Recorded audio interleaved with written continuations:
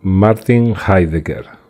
El gran error humano fue creerse en posesión de un saber acerca del ser.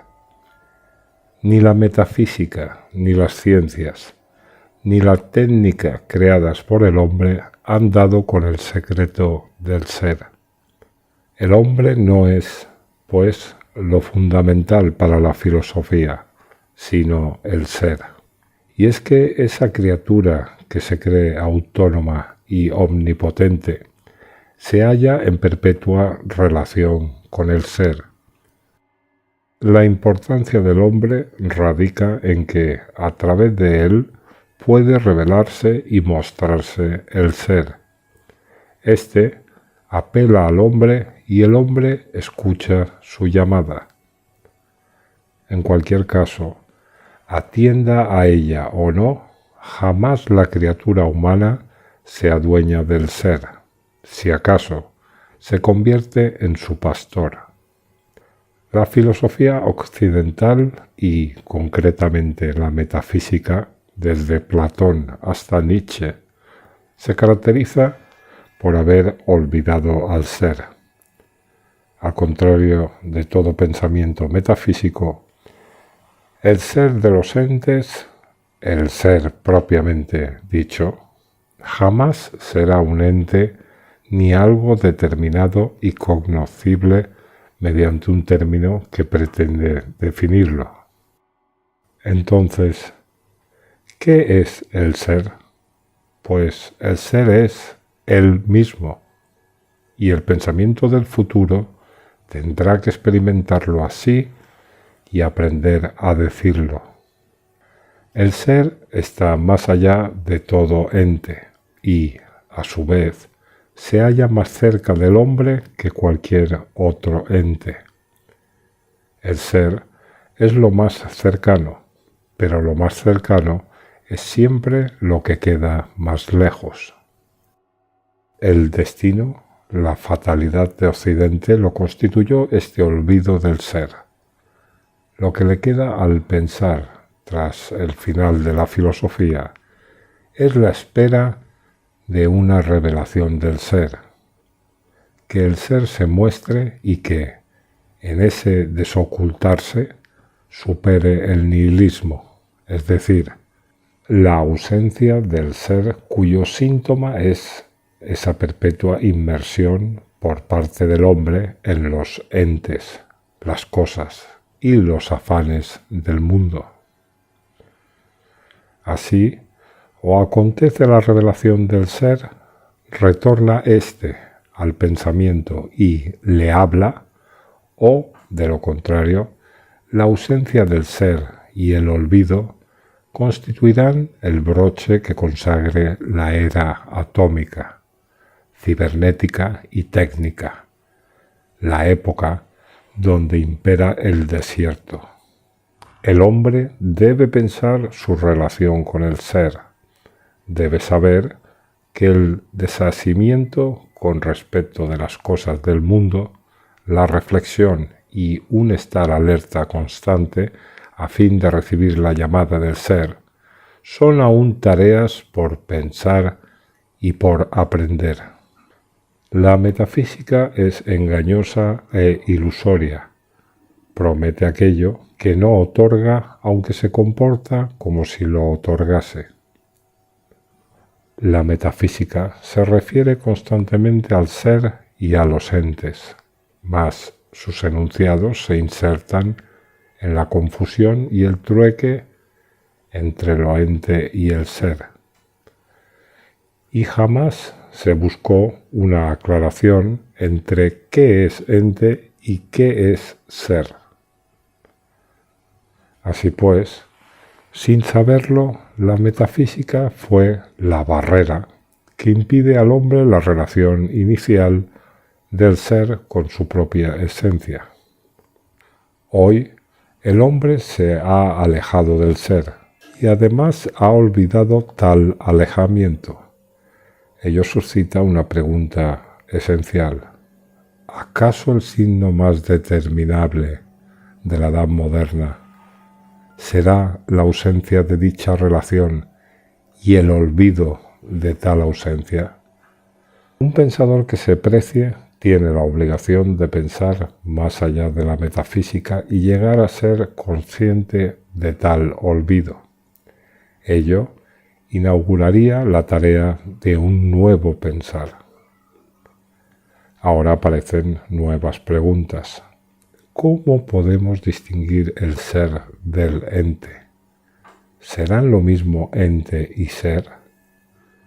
¿Por qué aparecen tan mezclados ambos términos en la metafísica tradicional? Etimológicamente, el significado de ente es ambiguo, ya que la expresión griega lo llama lo que es, y esto puede entenderse de dos maneras. Si observamos una tiza, ente será en ella lo entitativo, lo que la constituye formalmente, la masa blanca que mancha los dedos. En segundo lugar, ente es aquello que hace que lo ente sea como tal, y no más bien que no sea. El primer significado remite a los entes y las entidades, los entes como tales. El segundo al ser, a lo que es. Así pues, ¿dónde localizar al ser? ¿O es que será lo mismo que es ente? El ente nos sale al encuentro por todas partes. Nos rodea, nos sostiene y nos obliga, nos encanta y colma, nos eleva y nos decepciona. Pero, ¿dónde se halla y en qué consiste el ser del ente? No podemos captarlo, solo podemos preguntar por él, decir, ¿qué pasa con el ser? E intentar comprender su sentido, pero poco más. Un ejemplo que ilustra esta reflexión es el del instituto. Un instituto de bachillerato es, pero ¿dónde está su ser? Cuando entramos en el edificio y recorremos sus aulas y los pasillos, topamos con entes, pero no con el ser del instituto, el cual, sin embargo, es. En definitiva, el ser es imposible de localizar, tanto como la nada, o, en último término, tal como ésta. Entonces, ¿se trata de una palabra vacía? Tenía razón Nietzsche al afirmar que estos conceptos supremos, como este del ser, son vacíos, evanescentes. ¿Desconoceremos el ser a causa del vacío de un término? En modo alguno. Lo que hay que preguntarse es, ¿acaso se deberá nuestro desconocimiento del ser a que, pese a nuestros esfuerzos y al acoso del ente, hemos caído fuera del ser? Efectivamente, hemos perdido la gracia del ser, y esto se debe a la cada vez más acusada inmersión del ser humano en lo ente. Con todo, la culpa no radica directamente en nosotros, ni tampoco en nuestros ascendientes más cercanos, ni en los más lejanos, sino en un acontecimiento que se remonta hasta los orígenes. Los pueblos, tanto como los individuos, sufren las consecuencias de tal acontecimiento, invisible para los ojos de los historiadores, y que, por lo demás, se trata de lo que aconteció antaño, pero también en el presente y también en el futuro. Naturalmente, nos referimos al gran olvido.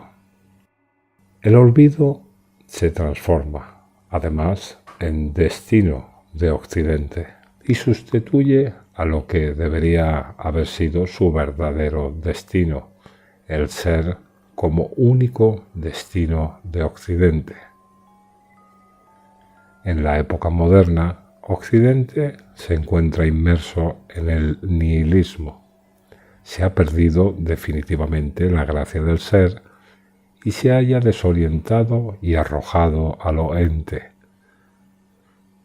Retornar al ser será lo único que saque a Occidente de la encrucijada y de la caída que lo caracteriza. Será lo único que lo rescate de la existencia inauténtica. La decadencia espiritual del planeta ha avanzado tanto que los pueblos están en peligro de llegar incluso a perder sus últimas fuerzas espirituales, las únicas que les servirían para advertir tal decadencia. Y no se trata meramente de una postura de pesimismo cultural, ya que el oscurecimiento del mundo, la huida de la divinidad, la destrucción de la tierra, la masificación del ser humano, la odiosa sospecha contra todo lo creador y libre, ha adquirido tal dimensión en todo el planeta que categorías como optimismo o pesimismo se han tornado ridículas ya hace mucho tiempo. América y Rusia son el ejemplo del triunfo de lo siempre idéntico e indiferente. En ambos países, lo cuantitativo termina convirtiéndose en sinónimo de calidad. En estas dos naciones antimetafísicas por antonomasia, el dominio de lo indiferenciado acaba por agredir toda jerarquía espiritual y, en definitiva, todo lo que posee rango espiritual. A este avance de la indiferenciación, de la máxima nivelación que caracteriza a la sociedad moderna, lo denominamos lo demoníaco y lo verdaderamente malvado. Y precisamente el mayor signo del advenimiento de lo demoníaco sobre Europa es el debilitamiento del espíritu. Pero, ¿qué es el verdadero espíritu? ¿Cuál es su esencia? Espíritu ni es vacía agudeza, ni el juego sin compromiso del ingenio.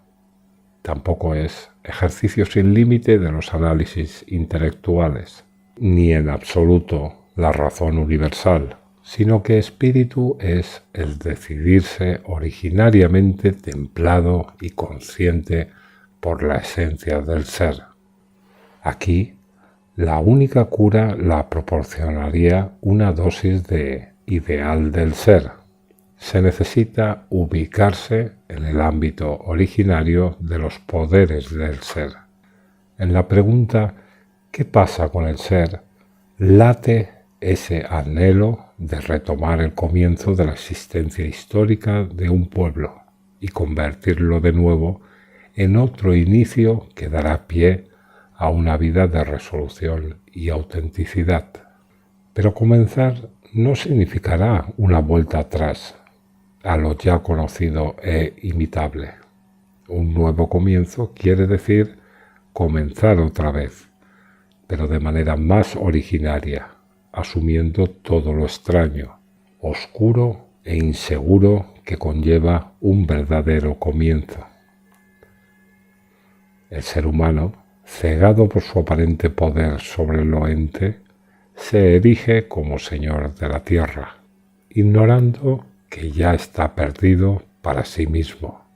Vanamente cree encontrarse reflejado en todas sus creaciones, en sus productos, cuando lo único que sucede es más bien que el hombre no se encuentra hoy a sí mismo en ninguna parte.